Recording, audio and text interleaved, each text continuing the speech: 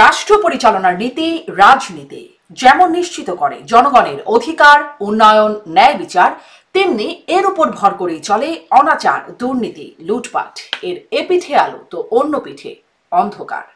রাজনীতির এপিঠ ওপিঠ নিয়ে আইবিটিভি যুক্তরাষ্ট্র স্টুডিও থেকে আপনাদের সবাইকে স্বাগত জানাচ্ছি। আমি শারমিন চৌধুরী। রাজনীতির এপিঠ ওপিঠের আজকের আয়োজনে আমার অতিথি জাতীয় পার্টির মহাসচিব ব্যারিস্টার শামীম হায়দার পাটোয়ারি এবং রাজনীতি বিশ্লেষক ডাক্তার জাহিদুর রহমান। স্বাগত জানাচ্ছি আপনাদের দুজনকেই রাজনীতির এপিঠোপিঠের আজকের আয়োজনে। শামীম হায়দার পাটোয়ারি, আপনার কাছ থেকে শুরু করব। আপনাদের পার্টি নিয়ে বা আপনাদের অফিস নিয়ে অনেক ঘটনা ঘটে গেল, একদম সবকিছু লিড নিউজে আপনারা। এইখানে একটু আপনার কাছে জানতে চাই যে যা ঘটে গেল, আপনি একটা ব্রিফও করছিলেন, আমি দেখছিলাম, যেখানে আপনি বলছেন যে নুরুল হক নূর হাসপাতালে আছে আহত হয়ে, আপনি দুঃখ প্রকাশ করছেন। কিন্তু আমি আসলে এই বিষয়টা একটু জানতে চাই যে আমরা যেটি দেখলাম, বিএনপি, জামাত থেকে সবগুলো দল নুরুল হক নূরের উপর যে হামলা হলো, সেই হামলার তীব্র নিন্দা এবং প্রতিবাদ করছে। আপনারা মানে তিনি অসুস্থ হয়েছেন এই জন্য আপনারা দুঃখ প্রকাশ করছেন, সেটি আমরা দেখেছি, কিন্তু তার উপরে যে হামলা হলো সেটি নিয়ে আপনাদের প্রতিক্রিয়া কি? দেখুন, আমরা যে কোনো ধরনের হামলাকে প্রতিবাদ করি, কিন্তু আসলে ওখানে উপস্থিত আমি ছিলাম এবং আমি যেটা দেখেছি সেটা হচ্ছে পুলিশ এবং সেনাবাহিনী যথেষ্ট ধৈর্যের পরীক্ষা দিয়েছে। দীর্ঘ সময় ধরে নিয়মতান্ত্রিক ভাবে সরিয়ে দেওয়ার চেষ্টা করেছে। আহ অনেকে আগুন নিয়ে এসেছিল, মশাল নিয়ে এসেছিল, এবং পুলিশ যদি সরে যেত, আর্মি যদি সরে যেত, তাহলে আমাদের পার্টি অফিসে আগুন দেওয়া হতো এবং সে আগুনে আমাদের অনেকে পুড়ে মারা যেতে পারতো। সেই পরিস্থিতিতে সেনাবাহিনী এবং পুলিশ ধাপে ধাপে প্রথমে ওদেরকে ব্লক করে দেয়া, তারপরে অনুরোধ করা, তারপরে রিকোয়েস্ট করা, তারপরে আলটিমেটাম দেয়া 10 মিনিটের। এর মধ্যে পুলিশের উপর আঘাত হয়েছে, পুলিশ কয়েকজন আহত হয়েছে এবং পোশাক পরা সেনাবাহিনীর উপর আঘাত হয়েছে, এবং এক পর্যায়ে স্বাভাবিকভাবেই যৌথ বাহিনী লাঠিচার্জ করে। আমরা যে কোনো অতিরিক্ত বল প্রয়োগের নিন্দা জানাই। বিষয়টি সুষ্ঠু তদন্ত হলে আমার ধারণা জি, বের হয়ে স্বাধীনতা আসবে। পাঠনে আপনি যে কোনো মানে শব্দটা ব্যবহার করছেন, কিন্তু মানে আঘাত যে হয়েছে, যেমন ধরেন আমরা তো ভিডিও আছে, এটা তো অন ক্যামেরা হয়েছে। নুরুল হক নূরকে তার অফিসের সামনে তিনি যখন সংবাদ সম্মেলনের প্রস্তুতি নিচ্ছেন, আপনাদের অফিসের সামনে যেটি হয়েছে তার জন্য পুলিশ ব্যবস্থা নিয়েছে, সেটি আলোচনায় না। আলোচনায় এটি যে নুরুল হক নূরের অফিসের সামনে গিয়ে মানে পুলিশ এবং সেনাবাহিনী বা যৌথ বাহিনী যেভাবে তাকে পুরো মারলো, ঘটনাটি সেটি তো একই সময়ে আপনারাও আসলে, দেখেছেন। জি, একই সময়েরই ঘটনা, যখন তার কর্মীরা আমাদের পার্টি অফিসের সামনে ছিল। আর এই ঘটনার মধ্যে হয়তো 5-10 সেকেন্ডের ডিফারেন্স হবে, কারণ রাস্তার এপার উপরে অফিসটি। হুম হুম। ব্যাপারটি খুবই দুঃখজনক। আমরা বিপিনুরের সুস্থতা কামনা করি। আল্লাহ যেন তাকে আহ আপনারা আল্লাহ কি যেন হামলার নিন্দা জানান? তাকে সুস্থ করেন। সরি, মানে নুরুল হক নুরুকে যেভাবে মারা হলো তার নিন্দা প্রতিবাদ আপনারা জানান? না, আমরা তার নিন্দা প্রতিবাদ এই মুহূর্তে জানাচ্ছি না। আমরা চাচ্ছি তদন্ত হোক, তদন্ত ব্যাপারটা বের হয়ে আসুক। হুম। কোন জায়গা থেকে উস্কানি ছিল। আপনি অবশ্যই নুরুকে আঘাত করা হয়েছে, এটা দুঃখজনক, কিন্তু তার বাহিনীও তো, তার লোকজনও তো পুলিশকে আঘাত করেছে হুম আমাদের চোখের সামনে। তার বাহিনী তো সেনাবাহিনীকে আঘাত করেছে। হুম। অন্তত 4 থেকে 5 জন সেনাবাহিনীর সদস্য আমাদের সামনেই আহত হয়েছে। তো সে বিষয়টি অবশ্যই এখানে প্রভোকেশন ছিল, এখানে ষড়যন্ত্র ছিল, কনস্পিরেসি ছিল, তৃতীয় পক্ষ থাকতে পারে। জি। তৃতীয় পক্ষ এখানে এই দ্বন্দ্বটি লাগিয়ে, এই দ্বন্দ্বটি ক্রিয়েট করে, দেশকে অস্থিতিশীল করে নির্বাচন ছাড়া দেশ চালানোর জন্য প্রমোট করতে পারে। আমরা তো পুরো ব্যাপারটার মধ্যে একটা গভীর জলে মাছ ধরার একটা ষড়যন্ত্র দেখতে জি, পাচ্ছি। দেখতে পাচ্ছেন। এবং ব্যারিস্টার শামীম পাটোয়ারি, আমি দেখছিলাম ডাক্তার জাহিদ মাথা নাড়ছেন, নিশ্চয়ই তার এই বিষয়ে বক্তব্য আছে। আমি ডাক্তার জাহিদকে যাবার আগে আমি আপনার কাছে আরেকটু এটা জানতে চাই যে হ্যাঁ, পুলিশকে আঘাত করেছে, সেনাবাহিনীকে আঘাত করেছে তার দলের লোকজন আপনার অফিসের সামনে, জাতীয় পার্টির অফিসের সামনে, কিন্তু মানে আপনি আইনের মানুষ, আপনি আসলে এটি কি আইন শৃঙ্খলা রক্ষাকারী বাহিনী এটি করবে যে এই জন্য তার অফিসের সামনে গিয়ে, মানে রাস্তার ওপারে গিয়ে তাকে, মানে নুরুল হক নূরকে, যিনি তো আসলে হামলার সাথে সেই মুহূর্তে নাই, তাকে গিয়ে এরকম প্রহার করবেন? এটি কি আসলে আমি হবার কথা? ক্যাটেগরিক্যালি বলছি, এখানে অতিরিক্ত শক্তি প্রয়োগ করা হলে, তদন্ত যদি বেরিয়ে আসে, আমরা সেটির নিন্দা জানাবো জি এবং সেটা জি। আমরা তদন্তের দাবিদার। ব্যারিস্টার কিন্তু আপনি পাটোয়ারি, অনেক চিন্তা করে ধন্যবাদ। দেখুন, যদি আমি শেষ হলে করে দিচ্ছি, তবে 1 মিনিট এই শেষ করে টাইপের আর কি দিচ্ছি। শব্দ এখন আপনার কিন্তু কাছে শুনছি। কয়েকশো লোক মশাল হাতে একটা বাড়িতে আগুন দিতে যাচ্ছে, সেখানে পুলিশ প্রশাসন কি করবে? হুম। কতক্ষণ আটকিয়ে রাখবে? এবং শুধু মশালটা পুলিশ প্রশাসনের দিকে, পুলিশ এবং আর্মির দিকে ছুঁড়ে মারা হয়েছে, আগুন ছুঁড়ে মারা হয়েছে। এই ঘটনাগুলো তো অবশ্যই নিরপেক্ষ তদন্ত জি। করতে হবে। প্রভোকেশন কে ছিল, প্রথম ধাক্কা কে দিয়েছে, প্রথম গায়ে হাত কে তুলেছে? তো পুরো জিনিসটা যদি গোড়া থেকে ইলিগাল, আপনি একটা পার্টির অফিসে আগুন দিতে যাবেন কেন? তা তো বটেই, তা তো বটেই যে ব্যারিস্টার পাটোয়ারি, সেটি তো খুব যৌক্তিক প্রশ্ন, কেন আগুন দিতে যাবেন? আমি ডাক্তার জাহিদ, আপনি মাথা নাড়ছিলেন, আপনার নিশ্চয়ই এখানে কিছু বক্তব্য আছে, আমি প্রশ্নটাও জুড়ে দেই সাথে সাথে, আপনি নিশ্চয়ই পুরোটাই একসাথে বলবেন যে কেন আসলে এরকম হলো? পুলিশ সেনাবাহিনী কেন এরকম ভাবে নুরুকে লাঠিচার্জ করলো? এটি তো আসলে এই সময় বাস্তবতায় উল্টাই হতে দেখি। যদি আমরা সেই যদি বলি মুক্তিযোদ্ধাদের যে একটা আয়োজন ছিল রিপোর্টার্স ইউনিটিতে, সেখানে দেখলাম যারা মব করলো, মবকারীদের কিছু করা হলো না, তারা বীরদর্পে চলে গেল, যারা আসলে আয়োজনটা করছিল তাদেরকে ধরে নিয়ে যাওয়া হলো পরে। আর এখানে মানে বরাবরই এরকম আচরণ এখন দেখা যাচ্ছে, সেখানে এখানে এরকম পুলিশ সেনাবাহিনীর এরকম আচরণ আসলে কেন? শারমিন, এই প্রশ্নটা আমারও, কিন্তু আমি যে কারণে মাথা নাড়ছিলাম সেটা একটু বলি। নুরুল হককে যখন পেটানো হয়, এটার ভিডিও আমাদের সামনে আছে। হুম, আপনারা দুজন ঘটনাচক্রে এখানে একেবারে আইনের মানুষ, আইন পড়াশোনা করা মানুষ। পুলিশ বল প্রয়োগ করতে পারে, পুলিশ লাঠিচার্জ করতে পারে, পুলিশ গুলি করতে পারে, পুলিশ মানুষের প্রাণ সংহারও করার ক্ষমতা আছে, কারণ তার হাতে লেথাল ওয়েপনও আছে। এখন যেই পরিস্থিতিতে বল প্রয়োগ করা হয়েছে, নূর কি পুলিশ বা যৌথ বাহিনীর উপরে কোনো থ্রেট তৈরি করছিলেন? আমরা ভিডিও দেখেছি, উত্তর হচ্ছে না। তিনি কি জনগণের জানমালের, ওনারা কি জাতীয় পার্টির অফিসের ওখানে এই কাজ করছিলেন যে তাকে নিবৃত্ত করার জন্য করা হচ্ছে? উত্তর হচ্ছে না। জাস্ট উনি সাধারণভাবে দাঁড়িয়েছিলেন যখন হামলা করা হয়। আমি একটা কথা খুব স্পষ্ট ভাবে বলি, নুরুল হক নূর যদি আইন শৃঙ্খলা রক্ষাকারী বাহিনীর উপরে হামলা করে ফেরত আসে এবং তাকে যদি তারা তার রিচে পেয়ে যায়, হুম, এবং নূর যদি তাদের মানে জীবন বা কোনো কিছু ঝুঁকি তৈরি না করে, তাকে গ্রেফতার করতে হবে, একদম পেটালেও গ্রেফতার করতে হবে। সেনাবাহিনী এবং পুলিশ এসে পাল্টা পেটাতে পারে না, পারে না। এটা একদম জেনুইন সোজা কথা। আমরা ভিডিওতে দেখলাম। আমি একটু বলি আবার, আমি সম্ভবত খুব প্রথম মানুষদের একজন যার এই গণ অধিকার পরিষদের এই কর্মসূচিটারই ঘোর বিরোধিতা করেছে। আমি আসবো সেই জায়গায়, কিন্তু সেটার পরও বলছি, নূরের উপরে এখানে একেবারে আনপ্রভোক ডিসপ্রপোর্শনেট বল প্রয়োগ করা হয়েছে, দুই বাহিনী মিলে, পুলিশ এবং সেনাবাহিনী। এটাকে আমাদের কন্ডেম করতে হবে, কারণ ভিডিওটা আমরা এখন দেখেছি। আমি প্রথম রাতে কিন্তু এটা করিনি, কারণ হলো প্রথমে আমি জনাব রাশেদ খানের বক্তব্য শুনেছিলাম। এখন ওনার দলের সেকেন্ড ম্যান, উনি ওনার একরকম বক্তব্য দেবেন, এরপর ভিডিও আমাদের সামনে আসলো এবং ওনাকে পেটানো ছাড়া হচ্ছে না, ক্রমাগত পিটিয়ে যাওয়া হচ্ছে ক্রমাগত, এবং জাস্ট তার দলের লোক তাকে বাঁচানোর চেষ্টা করছে, কেউ যে পাল্টা কোনো আঘাত করছে তাও না, এই ভিডিও তো চোখের সামনে। তো এটা আমরা কেন এখনো, আমি জানি না পাটোয়ারি ভাই কেন এটা এখনো নিন্দা জানাতে সময় নিচ্ছেন। জি, দুটো দুই ঘটনা। আমি শুধু নূরের কথা বলছি না। ধরুন আওয়ামী লীগের এক বিরাট সন্ত্রাসী, আওয়ামী লীগের এক বিরাট ক্রিমিনাল বাংলাদেশে সম্ভব চলে আসলো, পুলিশ বা কোনো বাহিনী তাকে তার রিচে পেয়েছে এবং সে কোনো হুমকি না, তারপরও মনে হলো যে না, আমি ওকে তখন পেটাই। আমি সেই পেটানোরও হুম, কিন্তু সমালোচনা করি। খুব সোজা সাপটা জি, কথা। কতগুলো বেসিক হিউম্যান রাইটস আমাদের আছে, আমরা এই দেশটাকে ওইভাবে গড়ে তুলতে চাই। পোস্ট শেখ হাসিনা বা শেখ হাসিনাকে খেদানোর পর আমাদের আসলে চাওয়া এটা, সুতরাং এটা হতে পারে না। জি, এবার আসলে আপনি যে প্রশ্নটা করছেন, আমি নিজেও কনফিউজ যে নূরকে এভাবে পেটানো হয়েছে। আমার খুব ধারণা এর সাথে একটা গ্রেট গেম আছে। আমি একটু পেছনে যাই, মাস তিনেক আগে যখন জিএম কাদেরের বাড়িতে হামলা হচ্ছিল, তার বাড়িতে একবার রংপুরে হামলা হয়েছে, তখন আমি আমার ব্যক্তিগত ইউটিউবে একটা ভিডিও করেছিলাম যে জাতীয় পার্টি নিষিদ্ধের চাপ আসবে এবার, এবং কেন আসবে সেটা নিয়ে বিস্তারিত কথা বলেছি। এবং এর মাঝে আমি বহুবার এই সাবধানবাণী দিচ্ছিলাম যে এবার জাতীয় পার্টির পালা, কারণ যারা নির্বাচন পেছাতে চায়, ভন্ডুল করতে চায় বা চাপ তৈরি করতে চায় বিএনপির ওপরে, তাদের চাপে এখন আওয়ামী লীগ নাই মাঠে, জাতীয় পার্টিও যদি না থাকে, তখন জামায়াত এনসিপি সহ অন্য কয়েকটা দল যদি বলে আমরা নির্বাচনে যাব না, তখন মাঠে কিন্তু বিএনপি ছাড়া আর কোনো লোক নেই, মানে সব তার বিএনপি এবং তার পক্ষের দলগুলো, তার অ্যালাইন দলগুলো। তাহলে নির্বাচন কিভাবে হবে? একটা অনিশ্চয়তা তৈরি হবে। সো এটা হয়েছে। এখন এই দলের পক্ষ থেকে স্মারকলিপি নাকি দিয়েছেন তারা এক সময়, তারপরে এই যে গতকাল তখন তারা যখন গেছেন ঘেরাও করতে, মিছিল করতে, এবং তারাই উস্কানি দিয়েছে, এই মিছিলটাই উস্কানি আমি মনে করি। জাতীয় পার্টি নিষিদ্ধ হবে কি হবে না এই সিদ্ধান্ত আখেরে সরকার নেবে, সেই জন্য প্রয়োজনে তারা সরকারের উপরে চাপ প্রয়োগ করবেন, বল প্রয়োগ একদম করবেন। হ্যাঁ, সরকারের যমুনায় যাবেন, ওখানে যাবেন, সেখানে যাবেন, স্বরাষ্ট্র মন্ত্রণালয়ে যাবেন, যা যা যাওয়ার কথা আছে। জাতীয় পার্টি অফিসে যেতে পারেন না, এবং আমি এই প্রসঙ্গে, গতকালই শুরু হয়েছে, আজকে একেবারে মূল কার্যালয়ে আগুন দেওয়া হয়েছে, আমি খুব স্ট্রংলি কন্ডেম করি, একদম স্ট্রংলি কন্ডেম করি। জাতীয় পার্টি কাগজে কলমে ধরে নিচ্ছে যদি নিষিদ্ধ হওয়ার যোগ্য হয়ে থাকে, তার নিষিদ্ধ হওয়ার আগ পর্যন্ত তার প্রত্যেকটা স্থাপনার নিরাপত্তার দায়িত্ব রাষ্ট্রের দেয়া জরুরি ছিল, সরকারের দেয়া জরুরি ছিল, সেটা হয় নাই। তো এখন আমি যেটা মনে করছি, নূরের উপরে হামলে পড়াটা জাতীয় পার্টি নিষিদ্ধের চাপটা বাড়ানোতে কাজে লেগেছে। উনি আহত হয়েছেন বাহিনীর হাতে, কিন্তু সব চাপ গিয়ে পড়ছে দেখবেন বিভিন্ন এলাকায় জাতীয় পার্টির কার্যালয়ে ভাঙচুর করেছে গণ হুম, অধিকারের লোকজন। কারণ এই নূরের এই রকম আহত হওয়াটা আমরা অনেকে নিতে পারি না, খুব স্বাভাবিক, এটা মারাত্মক আহত হয়েছে এবং অহেতুক তাকে আহত করা হয়েছে।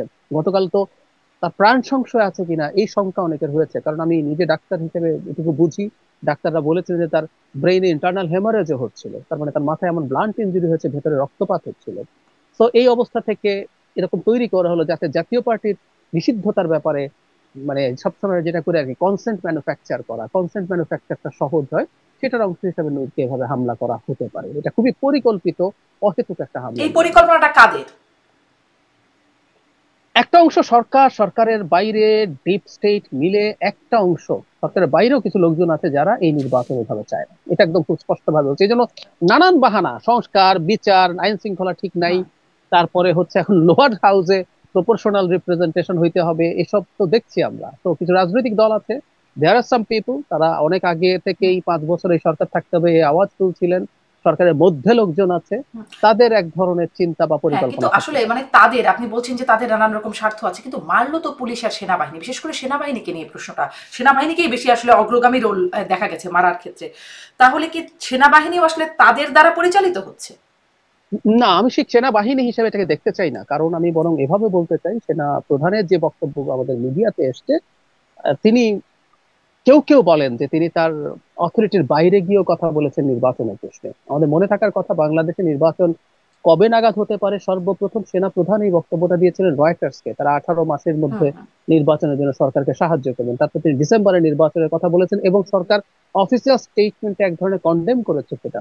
সুতরাং সেনাবাহিনী, সেনা প্রধান অ্যাজ এ হোল আমি মনে করি না যে নির্বাচন বানচাল হোক, পিছিয়ে যাক, সেই চেষ্টার সাথে কিন্তু আছে আমরা দেখলাম আইএসপিআরও, সেনাবাহিনী। ডাক্তার জাহিদ, আইএসপিআরও কিন্তু সেনাবাহিনীর এই যে এই বিষয়ে মানে এরকম ভাবে মারলো, এটার জন্য কোনো দুঃখ প্রকাশ তো দূরের কথা, তারা বরং সেটাকে একটা কৈফিয়ত বা সাফাই গাইলো, বরং বললো যে সরকার, আমি একটু ওই লাইনটুকু পড়ি, বলছে সেনাবাহিনী জি, বলছে সব ধরনের মব ভায়োলেন্সের বিরুদ্ধে বাংলাদেশ সরকার জিরো টলারেন্স নীতি গ্রহণ করেছে। বাংলাদেশ সরকারের এই সিদ্ধান্ত পুনর্ব্যক্ত করছে এবং জনমনের স্বস্তি ও নিরাপত্তা আনয়নে সব ধরনের মব ভায়োলেন্সের বিরুদ্ধে কঠোর অবস্থান গ্রহণ করতে সদা প্রস্তুত সেনাবাহিনী। এই হচ্ছে সেনাবাহিনীর আইএসপিআর এর পক্ষ থেকে যে বক্তব্য। মানে এটি সরকারের সিদ্ধান্ত বাস্তবায়নের কারণেই সেনাবাহিনী এটি করেছে, এইটাকে যদি সামারি করি তাই তো দাঁড়ায়। আমি একটা জিনিস, সেনাবাহিনীর একটা প্রবণতা আছে, আমরা এই প্রবণতাটাকে আমি আসলে একটু এভাবে দেখতে চাই, সেটা হচ্ছে আমাদের খুব ট্রেডিশনাল কতগুলো ব্যুরোক্রেসি, মিলিটারি যে ব্যুরোক্রেসি, তারা আসলে তাদের এই ইস্যুগুলোতে কখনো অ্যাডমিট করা, এগুলো আমরা দেখি নাই। যদি মব ভায়োলেন্স, মব তৈরি হওয়া, যদি এখানে মব না, আসলে এটা কোনো অর্থেই মব না, এটা পার্টি তার পরিচয় দিয়ে সে একটা জায়গায় ঘেরাও করতে গেছে, it was not a mob, what ever.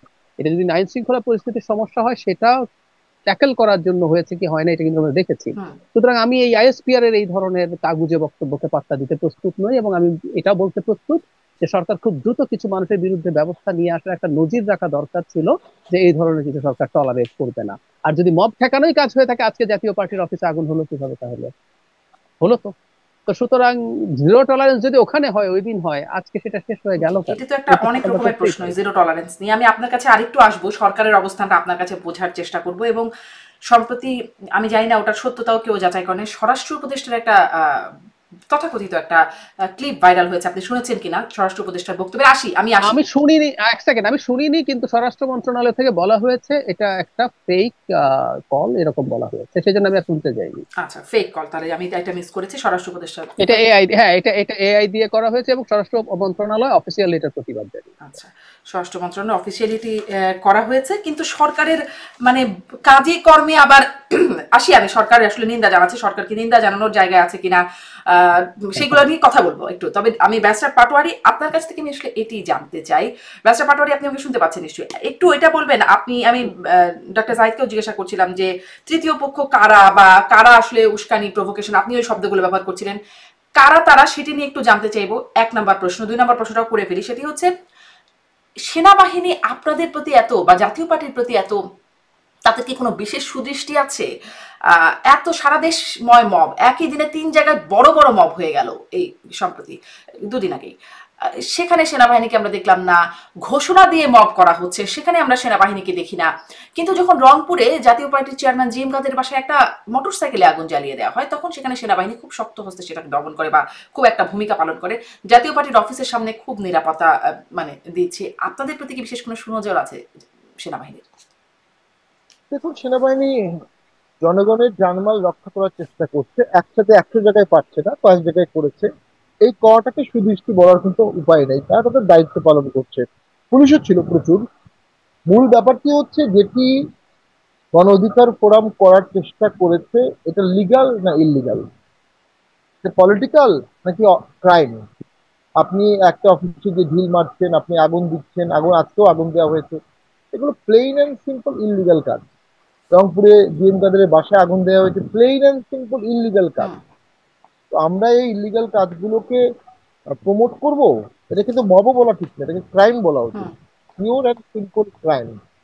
তবে আমি আমার ক্ষুদ্র মস্তিষ্কে যেটা বুঝি, ভিপি নূর, গণ অধিকার পরিষদ অথবা শুধু জাতীয় পার্টির খেলা এটা না। এটা অনেক বড় পরিসরের একটি দাবার বোর্ডে আহ এই কটা হচ্ছে ফ্রন্ট ফাইটার, কিন্তু ভেতরে আড়ালে অনেক বড় একটি ষড়যন্ত্র হচ্ছে। সেই ষড়যন্ত্রটি হতে পারে ইলেকশনকে নস্বাত করা, হতে পারে বাংলাদেশে স্ট্যাটাসকেও বর্তমানে রাখা। অসংখ্য স্টেক হোল্ডার বিভিন্নভাবে দেশে তাদের স্বার্থ রক্ষার চেষ্টা করছে। দুঃখের বিষয় হচ্ছে কেউ দেশের স্বার্থে কাজ করছে না। মোটামুটি সবাই আমরা একমত এভাবে চললে দেশের ক্ষতি হবে, কিন্তু এর পরিবর্তন করা বা কি করলে দেশের ভালো হবে সে বিষয়ে আমরা কেউ একমত হতে পারছি না। ফলে যেটি হচ্ছে, সংঘাত বাড়ছে। আমরা তো মনে করি গণ অধিকার পরিষদের সাথে আমাদের দ্বন্দ্বের কোনো কারণ থাকার কোনো যৌক্তিক কারণ নাই। আমাদের সাথে তো আসন দ্বন্দ্বও নাই। বেশিরভাগ আসন তাদের যেগুলো স্ট্রং আসন, আমাদের এগুলো স্ট্রং আসন না। কিন্তু বারবার গণ অধিকার পরিষদকেই কেন আমাদের আগুন লাগাচ্ছে? এর আগের বারও আগুন লাগিয়েছিল, তাদের বিরুদ্ধে অভিযোগ আছে।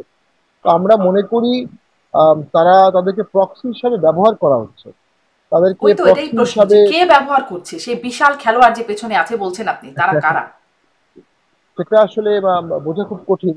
তবে একটা জিনিস তো মনে হয়, যে ডিস্টেবিলাইজড হলে ভোট হবে না, অশান্তি ক্রিয়েট হলে ভোট হবে না। আবার এই সরকার বা তার সুবিধাভোগীরা তারা ভোট ছাড়া ক্ষমতায় থাকতে বেশ স্বাচ্ছন্দ্য বোধ করছে, যতদিন থাকা যায়।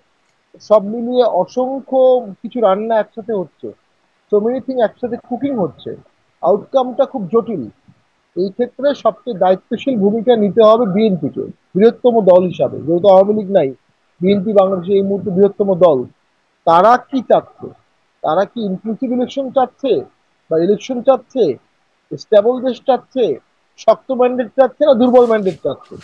সব দলকে বাদ দিয়ে যদি ভোট হয়, কি হবে আমি আপনাকে বলে দিচ্ছি।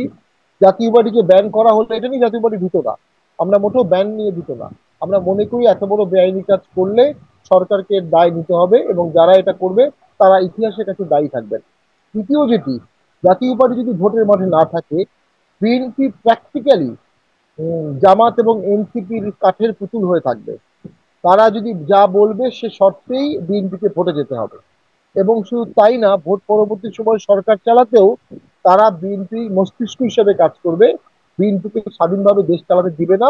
এরকম একটি পরিকল্পনা তাদের আছে। এই মহাপরিকল্পনায় একটাই দ্বন্দ্ব, যদি জাতীয় পার্টি ভোটে ভালো করে বসে, যদি জাতীয় পার্টি বিরোধী দল হয়ে যায়, যদি জাতীয় পার্টি অনেক আসন পেয়ে যায়, অথবা যদি বলা হয় যদি জাতীয় পার্টিকে আওয়ামী লীগ ভোট দিয়ে দেয়, এই আশঙ্কা থেকেই এই সমস্ত কিছুর সূত্রপাত। জি। আমরা মনে করি হুম। সকলের সমন্বয়ে যদি ভোট হয়, সকলেই সেখানে ভালো করবে, সকলেই জয়ী হবে।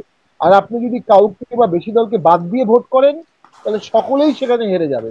যারা ভোট করবে তারাও হেরে যাবে, যারা ভোট করতে পারবে না তারাও হেরে যাবে। জি, কয়েকটি প্রশ্ন জমে গেল। একটা করি যে মানে সব দলগুলো দেখছি যে নূরের উপর হামলার প্রতিবাদ করেছে, কিন্তু আপনাদের জাতীয় পার্টির অফিসের যে হামলা হলো, মানে বিএনপি, জামাত, এনসিপি কেউ তো আসলে, বা অন্য কোনো দল, তারা এই বিষয়ের তো কেউ প্রতিবাদ করছে না। আপনি বলছেন বিএনপির উপর যে দায়িত্ব, কিন্তু কেউ প্রতিবাদ কেন করছে না? যে আমরা মনে করি আসলে বিপি নুরের উপর যে আঘাতটি হয়েছে এটি এত সিরিয়াস, স্বাভাবিকভাবে অন্য বিষয়টা কিছু চাপা পড়ে গেছে। তবে সকলেই উচিত এই ঘটনাগুলোর সূত্রপাত যেন ভবিষ্যতে না হয় সে বিষয়ে সকল দল মিলে ঐক্যমত হওয়া উচিত। কেউ কোনো পার্টির অফিসে আগুন দিতে যাবে না, কেউ কোনো পার্টি অফিসের চেয়ারম্যানকে অ্যারেস্টের জন্য দাবি জানাবে না। মানে এই ধরনের নেগেটিভ রাজনীতি, প্রোপাগান্ডা রাজনীতি, ট্যাগিং রাজনীতি, ডিভিশনবাদ, বিভাজন তত্ত্ব তো বাংলাদেশকে কুড়ে কুড়ে খাবে, এবং বাংলাদেশে ক্যান্সার হিসেবে কাজ করবে এই বিভাজন তত্ত্ব। তো সকল রাজনৈতিক দল যদি দেশকে ভালোবেসে থাকে, অ্যাটলিস্ট যারা জুলাই আন্দোলনের ফ্রন্ট ফাইটার ছিল, জুলাই আন্দোলন যারা করেছে, আমরাও করেছি বাট আমাদেরকে এখন স্বীকার করা হবে না, বা যারা স্বীকৃত করেছে, তাদেরকে এই ঐক্যমত্যটা সৃষ্টি করতে হবে। তা নাহলে ভবিষ্যতে তারা দেশ চালাতে পারবে না। হয়তোবা সেটাই মহাপরিকল্পনার অংশ, যেন ভবিষ্যতে তারা দেশ চালাতে না পারে। এবং ইনডাইরেক্টলি এই জিনিসগুলো কিন্তু বিগত আওয়ামী লীগকে হেল্প করে। দেশ যত অস্থিতিশীল হবে তত আওয়ামী লীগের আমলটার গুরুত্ব বাড়বে, আওয়ামী লীগের ফিরে আসার গুরুত্ব বাড়বে, এবং তত বেশি বর্তমান সরকার জি মেলাইন হবে।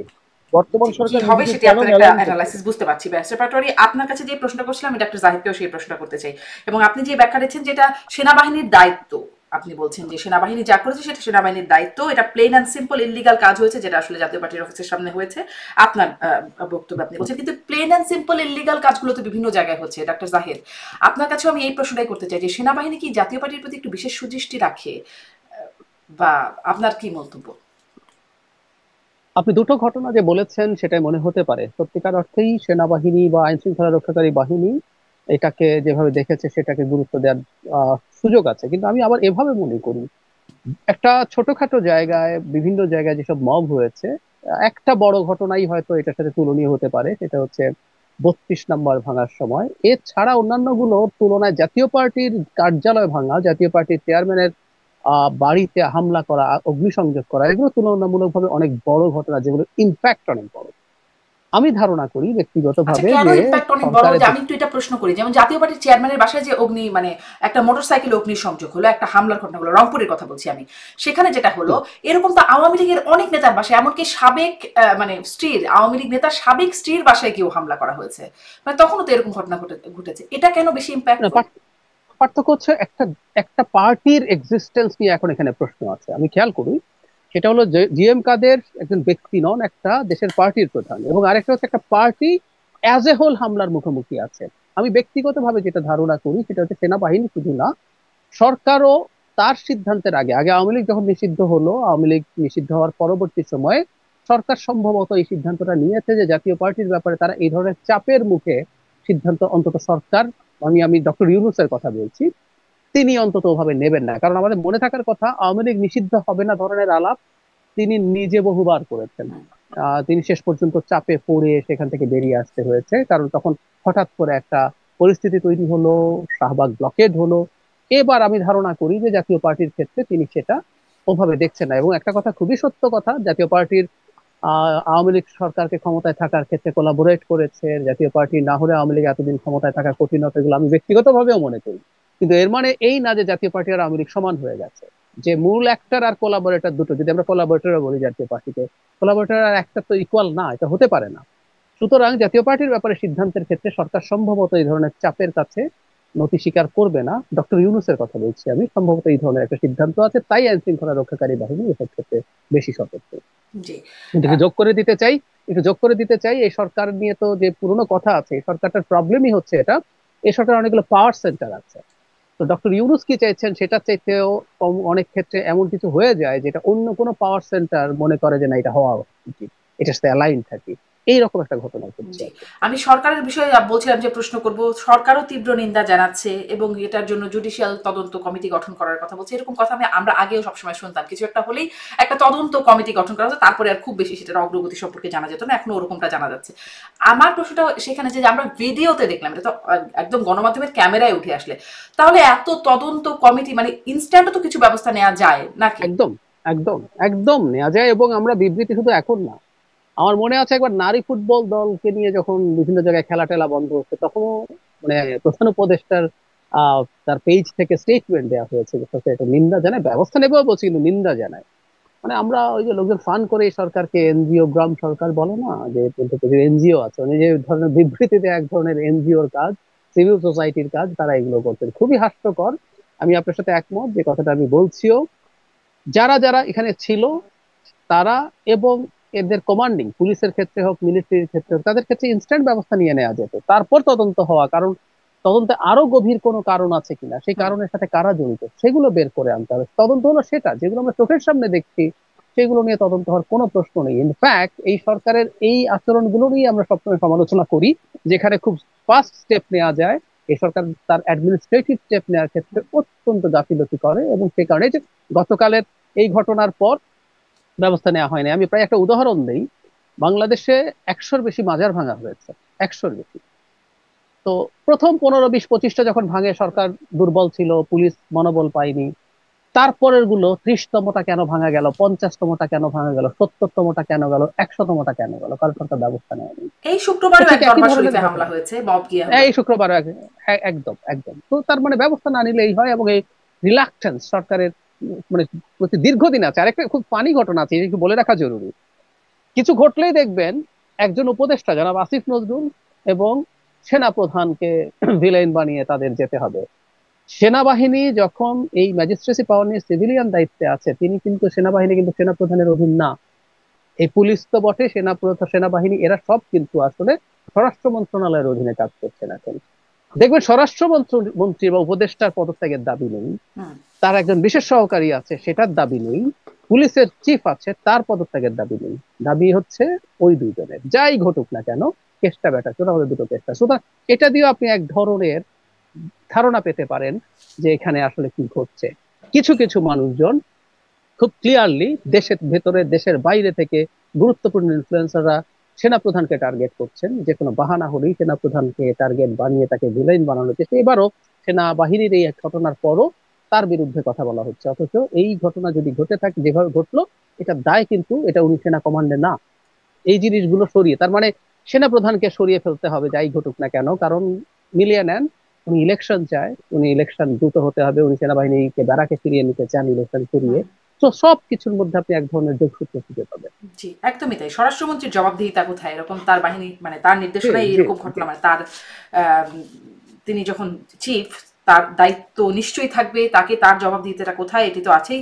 এবং আসলে আসিফ নজরুল যেখানে যাচ্ছেন ইদানিং পাবলিকলি মোটামুটি দাঁড়ালেই একটা ভুয়া ভুয়া স্লোগান দেখতাম। নূরকে দেখতে গেছেন, সেখানেও তাকে নিয়ে ভুয়া ভুয়া স্লোগান একদম। তৈরি হচ্ছে। আমি আবারও একটু স্বামী পাটোয়ারির কাছে ওই প্রশ্নটা, আপনি বলছিলেন যে প্লেন অ্যান্ড সিম্পল অপরাধ হয়েছে, ওই ব্যাপারেও একটু জানতে চাই। যে দেখলাম আমরা ঢাকা রিপোর্টার্স এমডিতে যে ঘটনা, সেটিকেও আপনি আসলে কিভাবে ব্যাখ্যা করবেন?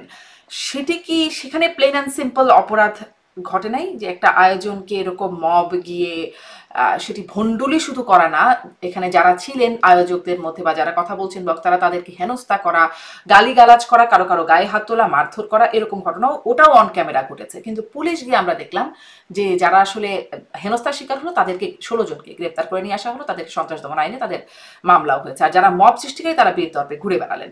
এখানে কি প্লেন অ্যান্ড সিম্পল কোনো অপরাধ হয়নি?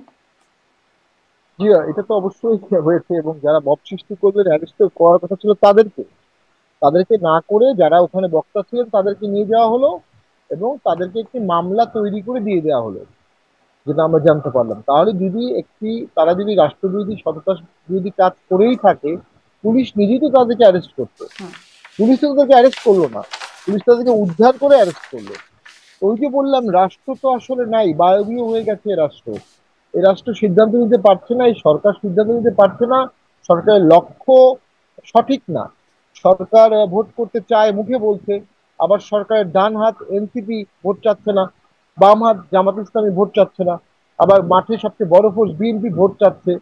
সরকার ভোট নিয়ে ইঁদুর বিড়াল খেলছে বেসিক্যালি, এবং যার ফলে প্রশাসনে এটা প্রভাব পড়ছে, প্রশাসনটা সঠিক দিক নির্দেশনা পাচ্ছে না। আমি মনে করি এই সরকারের সবচেয়ে বড় ভুল হয়েছে যখন সরকার আসলো, এবং 15 দিনের মধ্যে তাদের বোঝা উচিত ছিল তারা সংস্কার করতে পারবে না, দেশকে সিঙ্গাপুর বানাতে পারবে না, দেশকে মালয়েশিয়া বানাতে পারবে না। তাদের 3 মাসের মধ্যেই ভোট দেওয়া উচিত ছিল। 3 মাসের মধ্যে ভোট দিলেই সকল সমস্যার সমাধান ওই 3 মাসেই হয়ে যেত। কিন্তু তারা কেউ 10 বছর, কেউ 5 বছর, কেউ 4 বছর, বিভিন্ন মেয়াদের কথা চিন্তা করে তখন দেশটা চালাচ্ছিল। আমি একটু এখানে একটু এখনো প্রশ্ন করতে চাই, 3 মাসের মধ্যে ভোট দিলে এই মবগুলো কি তখন আর তৈরি হতো না?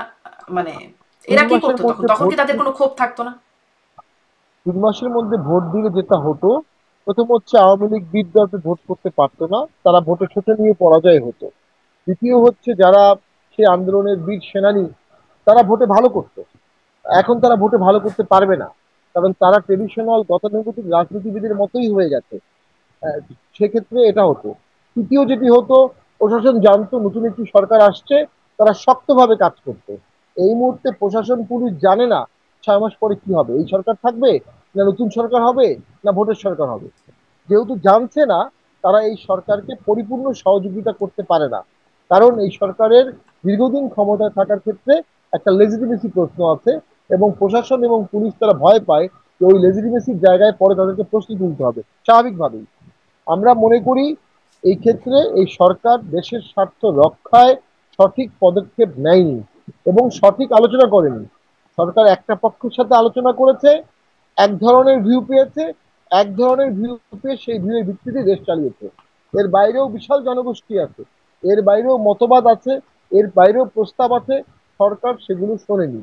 আমরা মনে করেছিলাম ডক্টর ইউনূস সকলের কথা শুনে দেশ চালাবেন, কিন্তু উনি এক পক্ষের হয়ে গেলেন। এক পক্ষের হয়ে একপাক্ষিক দেশ চালিয়ে আজকে আস্তে আস্তে দেশ ধ্বংসের দ্বার প্রান্তে যাচ্ছে।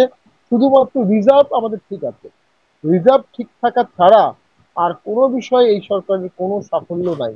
আমি শেষ করে দিচ্ছি, আমি প্রেডিক্ট করছি বাংলাদেশে সামনের দিনে যদি এভাবেই দেশ চলে, জাতীয় পরিষদে যা করা হলো, এটা দেশকে গৃহযুদ্ধের দিকে নিয়ে যাবে, একটা পুনরায় বিপ্লব হবে, একটা বিভিন্ন স্যাটেলাইট কান্ট্রির মতো বাংলাদেশ ভাসবে, বিভিন্ন তত্ত্বের উপর ভাসবে। এই তত্ত্বগুলো যে যার মতো বাস্তবায়নের চেষ্টা করবে। অসংখ্য সরকার হয়ে যাবে সরকারের ভেতরে, অসংখ্য রাষ্ট্র হয়ে যাবে আপনি রাষ্ট্রের একটা ভেতরে। পূর্বাভাস, আপনার আপনার আপনার সেরকম আপনার রাজনৈতিক পূর্বাভাস। সরকার বিভিন্ন পক্ষের কথা শুনেনি, এখনো সরকার আসলে আমরা জানছি রবিবারে বিএনপি, এনসিপি এবং জামাতের সাথে নির্বাচন এবং বর্তমান পরিস্থিতি নিয়ে একটা বৈঠক হবে, সেটা নিয়েও একটু জানবার চেষ্টা করবো। কিন্তু ডাক্তার জাহিদ, ওই যে পেছনে কারা ষড়যন্ত্র করছে, যারা উস্কানি দিচ্ছে, আপনি বলছিলেন দেশি বিদেশি অনেকে আছে এর মধ্যে, অনেক ইনফ্লুয়েন্সাররা আছেন আপনি বলছিলেন। আমি একটু দেখছিলাম যে যখন মানে অনেকে এটা নিয়ে এটারও এক বিভিন্ন ক্লিপ ছড়িয়ে পড়েছে, ভাইরাল দেখা যাচ্ছে যে নূর মার খাওয়ার আগে তিনি যে বক্তব্য দিচ্ছেন, সেখানে তিনি বলছেন আসলে বিদেশে থাকা ইলিয়াস হোসেন, পিনাকি ভট্টাচার্য তাদের সম্পর্কে বলছেন যে তারা এখন এই করছে সে করছে, মানে তাদের একরকম সমালোচনা করছেন।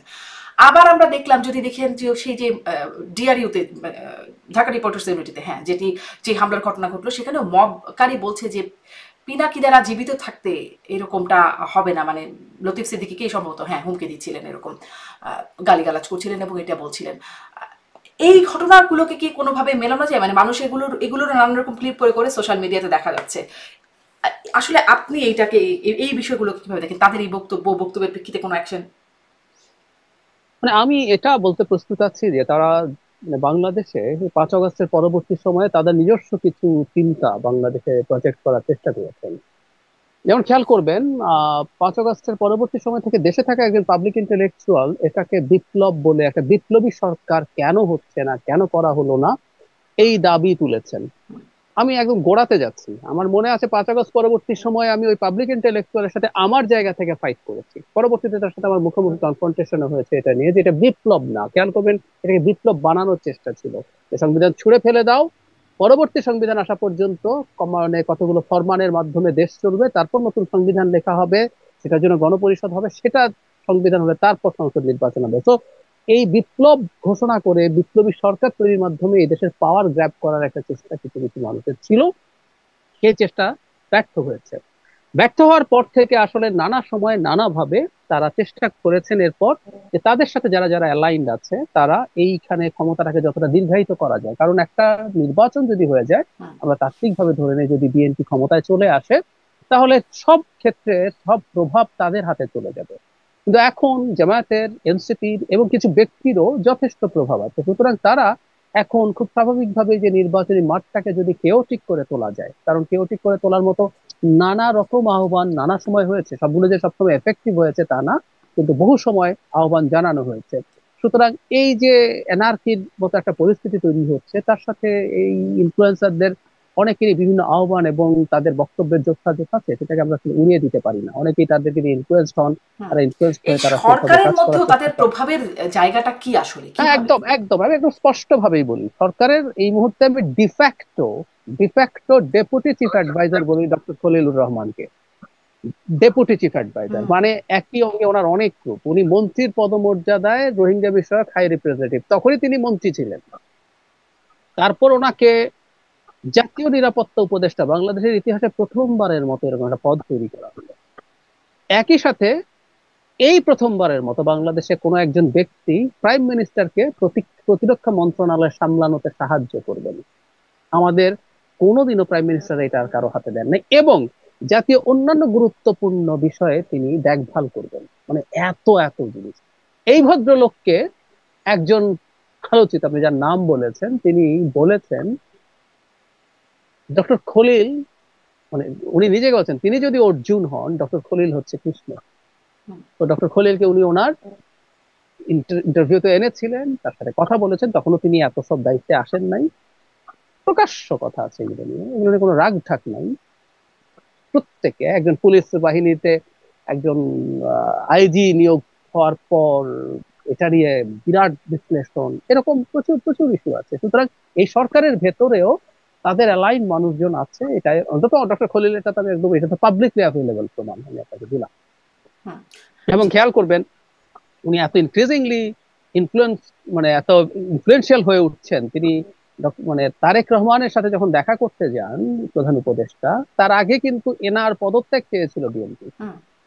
কিন্তু দেখা গেল যে তিনি সেখানে যাচ্ছেন এবং তিনি সেখানে আছেন, তিনি তাকে নিয়ে যাওয়া হয়েছে, ডক্টর ইউনূস তাকে নিয়ে যান। খেয়াল করতে হবে এই ব্যাপারটা। তারপরে আমাদের যে ট্রেডের যে ডিসকাশন, অবশ্য খানিকটা ব্যাকগ্রাউন্ড ওনার আছে, কিন্তু তারপরেও উনি নিরাপত্তা উপদেষ্টা, কিন্তু উনি ওই টিমে ছিলেন। তো উনি ইনক্রিজিংলি ইনফ্লুয়েন্সিয়াল হয়ে উঠেছেন, ইনফ্লুয়েন্সিয়াল আছেন, এবং আমরা মেলাতে পারি। তো এটা সম্ভব। এবং এছাড়াও যেগুলো আসলে আমরা পাবলিকলি অ্যাভেলেবল ডেটা না, যেহেতু আমরা এই সরকার প্রায় সবাইকে আমরা কম বেশি চিনি, ব্যক্তিগতভাবে চিনি, জানি, তো আমরা জানি যে ইনফ্লুয়েন্স আরো বেশি আছে। জি। এই যে এরকম অনেক কিছু যে পাবলিকলি অ্যাভেলেবল ডাটা না, বা এমন কোনো তথ্য ভিডিও যেগুলো আসলে এইরকম কিছু আছে অ্যাক্টিভিস্টদের কাছে, যারা যেগুলো সেগুলো দিয়ে সরকারকে বা সরকারের গুরুত্বপূর্ণ ব্যক্তিদেরকে ব্ল্যাকমেইল করা হচ্ছে, এরকম একটা তথ্য আমি দেখলাম সামাজিক যোগাযোগ মাধ্যমে। এখন তো আসলে অনেক কিছু সামাজিক যোগাযোগ মাধ্যমে ছড়ায়, একটা দেখলাম। এরকম কি কিছু আসলে হচ্ছে বলে মনে হয় ডাক্তার সাহেব? আমার কাছে ঠিক ওভাবে মনে হয় না। আমার কাছে মনে হয় না যে এই সরকারের এরকম ব্ল্যাকমেইল করে কিছু করার চেষ্টা হচ্ছে। আমি রাদার এই সরকারকে একেবারে অক্ষম অথর্ব একটা সরকার বলে মনে করি, এবং নন কনফ্রন্টেশনাল। মানে আমাদের প্রধান উপদেষ্টা যখন একটা রাষ্ট্রের প্রধানমন্ত্রী বা প্রধান উপদেষ্টার আসনে বসেন, তাকে কনফ্রন্টেশনে যেতে হবে কারো না কারো সাথে। কিন্তু আমি ওনার মধ্যে এক ধরনের পলায়নের প্রবৃত্তি দেখি। কিছু হলে শেষ পর্যন্ত পদত্যাগ করে ফেলতে চেয়েছে হুম। তিনি একবার, মানে এটা তো অদ্ভুত কথা। তো উনি ওই ধরনেরই সম্ভবত। এখন আমাদের টার্মোয়েলের টাইমে উনি আমাদেরকে অসাধারণ ল্যাভারেজ দিয়েছেন, তার কারণে আমরা বড় সংকট থেকে শুরুতে বেঁচেছি। কিন্তু এখন রাদার এই প্রশ্ন সামনে এসে হাজির হয়েছে এই মারাত্মক টেনশনের টাইমে তিনি টাফ হতে পারবেন কিনা, তিনি শক্ত সিদ্ধান্ত নিতে পারবেন কিনা। আমি এই জিনিসগুলো মূলত এই মানুষগুলোর এক ধরনের মানসিক দুর্বলতা হিসেবে দেখতে চাই। তারা যে কারো কোনো রকম কোনো কিছু আপত্তিকর কোনো ভিডিও বা কোনো কনভারসেশন আছে, এগুলোর কারণে তারা চুপ আছে, আমার কাছে ব্যাপারটা এরকম মনে হয়। মনে হয় না। জি, ধন্যবাদ। ব্যারিস্টার পাটোয়ারি, আপনার কাছেও, আপনি যদি এখানে কোনো মন্তব্য করতে চান, যে আপনার কোনো মূল্যায়ন থাকে যে আসলেই কি সরকারের গুরুত্বপূর্ণ ব্যক্তিরা ব্ল্যাকমেইল হয়ে কোনো রকম সিদ্ধান্ত নিচ্ছেন কিনা, এই বিষয়ে যদিও আমাদের স্পষ্টভাবে প্রমাণ সহকারে জানানোর কিছু নেই, কোনো ধারণার বিষয় যদি থাকে সেটি জানতে চাই। এবং তারপরে, আচ্ছা, তারপরে প্রশ্ন তারপরে করি, ছোট্ট করে যদি একটু এখানে একটু বলেন।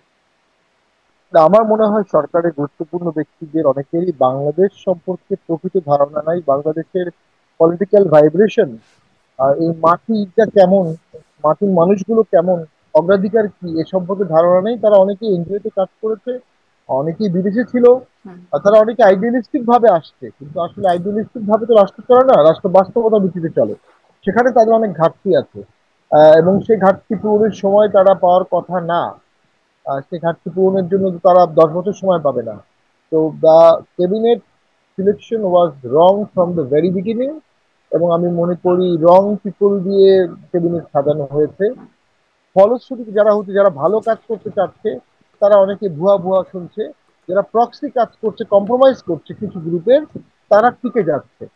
তবে ইতিহাস তো তাদেরকে মব থেকে মানুষকে রক্ষা করতে না পারার সরকারই বলবে। তো এই যে মবকে প্রতিহত করতে পারছে না, মবকে দমন করতে পারছে না, মবকে প্রমোট করছে ইনডাইরেক্টলি, এটার তো ঐতিহাসিক দায় ভয়াবহ হবে। জি। জি, পিসফুল মানে আপনার ট্রানজিশনাল কথা থেকে পাওয়ার। যদি একটু সামারি করি, যে রং পিপলের দ্বারা রাইট অ্যাকশন বা রাইট পথে যাওয়ার সুযোগটা আসলে খুব একটা নাই। একটু এখানে আসি, যেহেতু সময় কম, এই জন্য অল্প অল্প করে একটু জানতে চাই। ওই যে সেই যে বিষয়টি বারবার আলোচনায় আনছি, ঢাকা রিপোর্টার্স ইউনিটিতে যে হামলার মানে মবের ঘটনা ঘটলো, সেখানে সন্ত্রাস দমন আইনে যে মামলা হলো, আপনার কাছে একটু আইনি ব্যাখ্যাও জানতে চাই, যে এই বিষয়ে কি কোনো খোঁজ খবর আপনার কাছে আছে, যে তাদের আসলে এই মামলার পরিণতি কি, তাদেরকেও কি এখন মানে জেলেই থাকতে হবেন দীর্ঘদিন বা দিনের পর দিন, যারা গ্রেপ্তার হলে, লতিফ সিদ্দিকী, মঞ্জুর আলম পান্না, এখন আমরা সাংবাদিক, আইনের শিক্ষক? জি। আমরা যে দেশে এখন যে পরিস্থিতি চলছে, আমরা দেখেছি যে গত জুলাই বা আগস্ট মাসের ঘটনায় যে মামলাগুলো হয়েছে, হত্যা মামলাগুলো, সেখানে জামিন দেওয়া হয়েছে এমন লোকের সংখ্যা হাতে গোনা দু একজন, এবং 8-10 মাস ধরে জামিন শুনানি করা যাচ্ছে না। এর পরবর্তীতে যে সকল পলিটিক্যাল মামলা হয়েছে, অধিকাংশ পলিটিক্যাল মামলাই হাইকোর্ট জামিন দিচ্ছে না। এনাদের ক্ষেত্রে কি হবে এটা বলা মুশকিল। তবে রাষ্ট্র থেকে উদ্যোগ নেওয়া উচিত। এদের মধ্যে অনেকেই বীর মুক্তিযোদ্ধা আছেন, তারা আসলে কি রাষ্ট্রবিরোধী কাজ করেছেন, কি সন্ত্রাস বিরোধী কাজ করেছেন। 72-এর সংবিধানকে সমুন্নত রাখা অথবা 71 নামে একটা মঞ্চ করা, এটা কি রাষ্ট্রবিরোধী কাজ হতে পারে? আমরা 24-এর আওয়ামী লীগের পরাজয়টাকে কিছু মহল 71-এর পরাজিত শক্তির বিজয় ভাবছে। আমরা 24-এ তো আর এটা পাকিস্তানের বিজয় না, 24-এর আন্দোলন বাংলাদেশের মানুষ করেছে, বাংলাদেশের মানুষের বিজয়। এটাকে 71-এর সাথে কনফ্লিক্ট করে যত 71-কে দমন করা হবে, 71 নামটাকে, তত এই তত্ত্বটা জেগে উঠবে যে এখানে আসলে 71-এর পরাজিত শক্তির শক্তিশালী ভূমিকা ছিল এবং তারা সেই পরাজয়ের প্রতিশোধ নিচ্ছে।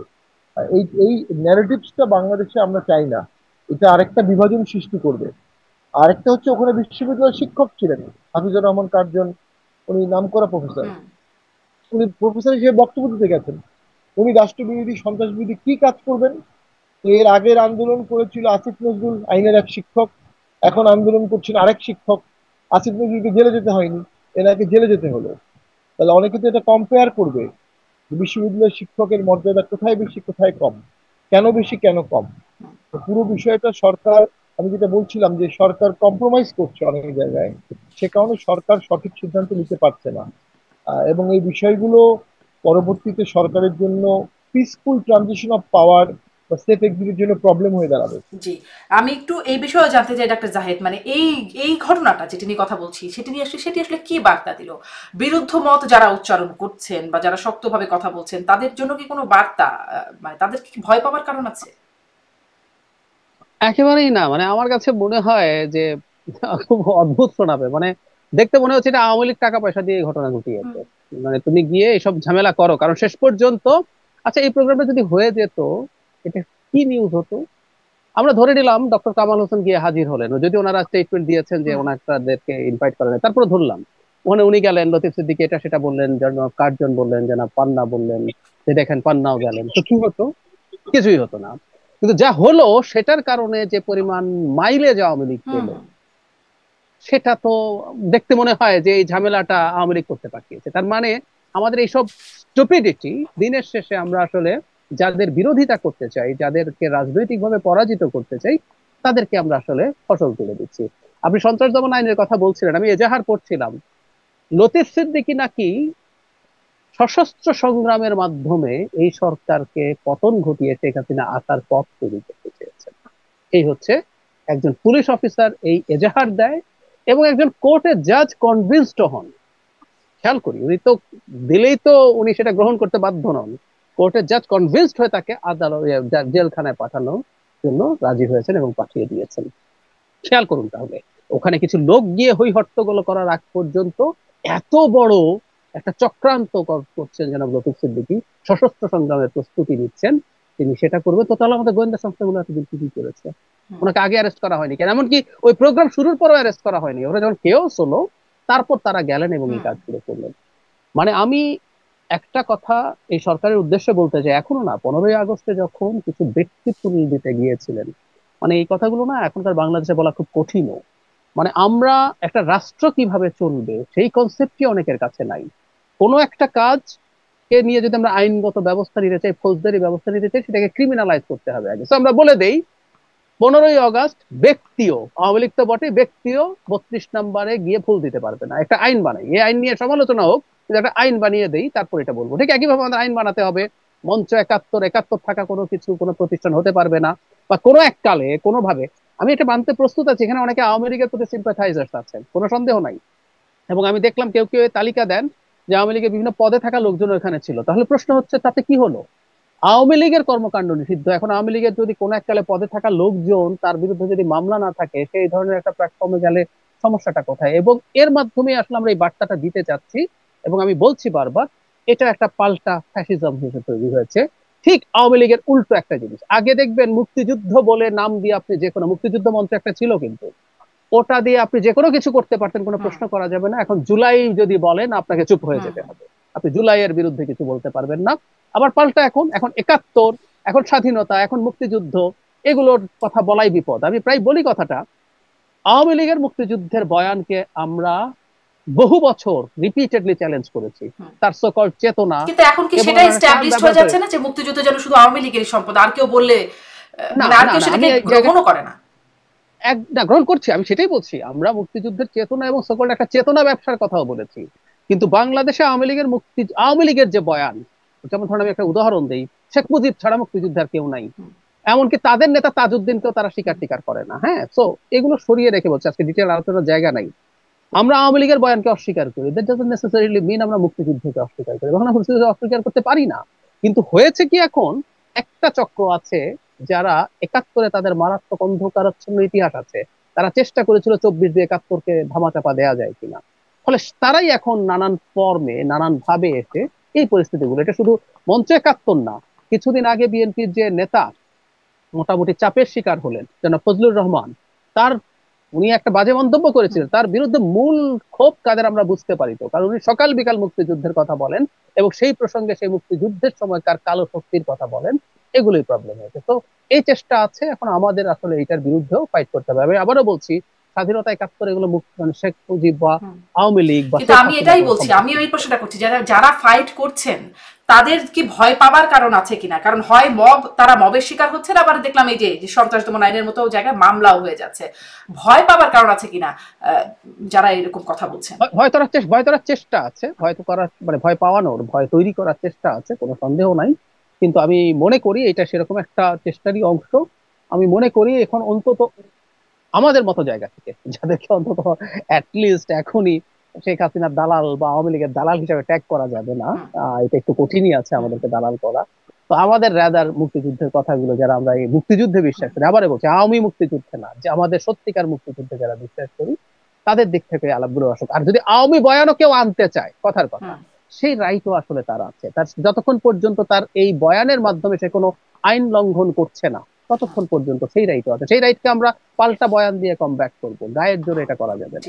আমি একদম শেষ প্রসঙ্গ এটি, ব্যারিস্টার শামীম পাটোয়ারি যে বলছেন, আপনি বলছিলেন যে সবাইকে নিয়ে সরকার হবে, কিন্তু আলোচনা করবে, আবারও দেখছি রবিবার আলোচনা করবে সরকার এনসিপি, জামাত এবং বিএনপির সাথে বর্তমান পরিস্থিতি এবং নির্বাচন নিয়ে। এটিকে নিয়ে আপনার মূল্যায়ন শুনে আমার কাছে মনে হয়, দেখুন, এনসিপি এবং জামাতকে বিএনপি যেন আসন ছেড়ে দেয়, মূলত সেই আলোচনাটাই হবে। এনসিপি এবং জামাতকে বিএনপি আসন ছেড়ে দিচ্ছে না, এটাই তাদের মূল উষ্মার কারণ। অর্থাৎ ওই যে আমরা ভোট করলাম, ভোট ভোট বলে এতদিন আমরা কথা বললাম, সেই সঠিক ভোটটা এনসিপি চাচ্ছে না। সেই সঠিক ভোটটা করলে অনেকের ভোটের হিসাব মিলবে না। সেই সঠিক ভোটে জাতীয় পার্টি ভালো করে ফেলতে পারে, অনেকের থেকে ভালো করে ফেলতে পারে, তো জাতীয় পার্টিকে বাদ দিতে হবে, বাদ দিয়ে ভাগাভাগি করে ফেলতে হবে।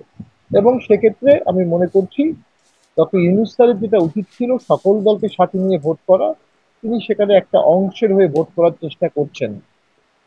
ফলশ্রুতিতে যেটি হবে, একাংশের সরকার হবে ভবিষ্যতে, একাংশের ম্যান্ডেট, একাংশের গভর্নমেন্ট, এবং ফলশ্রুতিতে সে সরকার হোঁচট খাবে এবং দীর্ঘদিন ক্ষমতা থাকতে পারবে না। দেশের ইকোনমি ধ্বংস হয়ে যাবে, দেশের মানুষ আরো গরিব হবে এবং দেশের দারিদ্রতার হার বাড়তেই থাকবে, জব কাট হতে থাকবে। সেই জিনিসটার একটা গোল্ডেন রুল সলিউশন করার চেষ্টা এই সরকার করলো না। আমরা মনে করি এই সরকারের এই চেষ্টা না করার কারণে বাংলাদেশ দীর্ঘদিন সাফার করবে। সামাজিক একটা অবক্ষয় হয়ে গেছে, রাজনৈতিক দলগুলোর মধ্যে তীব্র বিশ্বাসহীনতা এবং আস্থাহীনতা, এবং দেশটা শার্প দুভাগে ভাগ হয়ে গেল। এখানে বিএনপি পড়েছে এই দুই ভাগের মাঝখানে। একদিকে বিএনপি মুক্তিযুদ্ধের সপক্ষের দল, আবার আরেকদিকে মুক্তিযুদ্ধের আরেক সপক্ষের দল আওয়ামী লীগের সাথে তার সারা জীবনের শত্রুতা, কম্পিটিশন। বিএনপিকে ভোট করার জন্য, আন্দোলন করার জন্য জামাত বা অন্য সকল দলের সাথে অ্যালায়েন্স করতে হয়। আবার এই মুহূর্তে যখন মুক্তিযুদ্ধ কোশ্চেন আসবে, তখন বিএনপি কি করবে, এই ইস্যুগুলো সামনে ইয়েট টু সি। কোন দল ব্যান হওয়ার ক্ষেত্রে বিএনপি কি ভূমিকা রাখলো, সেটার উপর বিএনপির ভবিষ্যৎ নির্ভর করবে।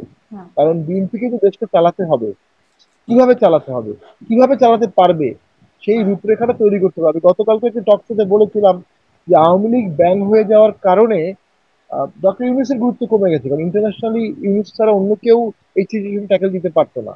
আবার আওয়ামী লীগ ব্যান হওয়ার কারণে জামাতের গুরুত্ব কমে গেছে, কারণ জামাত ছাড়া মাঠে আওয়ামী লীগকে হারানো সম্ভব ছিল না। আওয়ামী লীগ না থাকার কারণে বিএনপির গুরুত্ব কমে গেছে, কারণ ভোটে আবার আওয়ামী লীগকে কমব্যাট করতে বিএনপি লাগবে। পুরো রাজনীতির যে ভারসাম্যটাই এলোমেলো হয়ে যাচ্ছে।